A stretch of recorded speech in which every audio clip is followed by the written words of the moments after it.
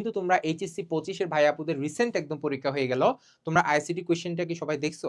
যথেষ্ট মানসম্মত এবং কঠিন একটা কোয়েশ্চেন করাইছে। বাট তোমার যদি প্রিপারেশন অ্যাবভ এভারেজ না থাকে কখনো তুমি এই পরীক্ষায় 80% মার্ক কখনো এনশিওর করতে পারবে না। এটা সিওর। তাইলে আমার আইসিটি নিয়ে কিভাবে আগানো উচিত বা আইসিটি কে আমরা কেন গুরুত্ব দিচ্ছি না?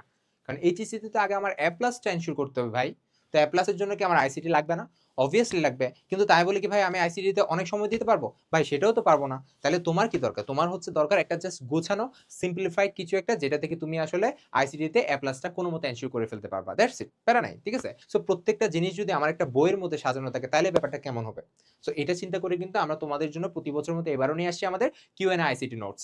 ছোট্ট একটা বই, বাদ বাকি উল্টাপাল্টা কিছুই নাই। জাস্ট যতটুকু তোমার পরীক্ষার জন্য পড়তে হবে, যতটুকু তোমার এ প্লাস এনশিওর করার জন্য দরকার আছে, ঠিক ততটুকু এই বইয়ের মধ্যে আছে। তাহলে তোমার এটা ইজিলি আমি মনে করি এ প্লাসটাকে এনশিওর করায় দিবে। কিন্তু আমি বলতেছি করায় দিবা মানে কি তোমার একটা ক্যাটালিস্ট হিসেবে কাজ করবে, সাহায্য করবে। কিন্তু তোমার পুরা এ প্লাস খাওয়ায় দিবে না। দেওয়ার জন্য কিন্তু তোমার ঠিকই নিজের পরিশ্রম এবং অবশ্যই আইসিটিটা সপ্তাহে 1 থেকে 2 দিন হইলেও তোমার পড়া দরকার। কারণ তোমার যদি একটা রেগুলারিটি না থাকে তাহলে ওই সাবজেক্টে তুমি কখনো এ প্লাস পাবা না। তো চাইলে তোমরা আমাদের বইয়ের কমেন্টের ডেসক্রিপশন বক্সে কিন্তু আমাদের ডেমো কয়েকটা পেজ থাকবে, ওখান থেকে তুমি দেখতে পারো যে বইটা কেমন।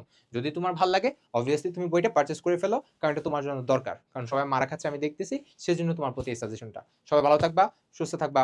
আসসালামু আলাইকুম।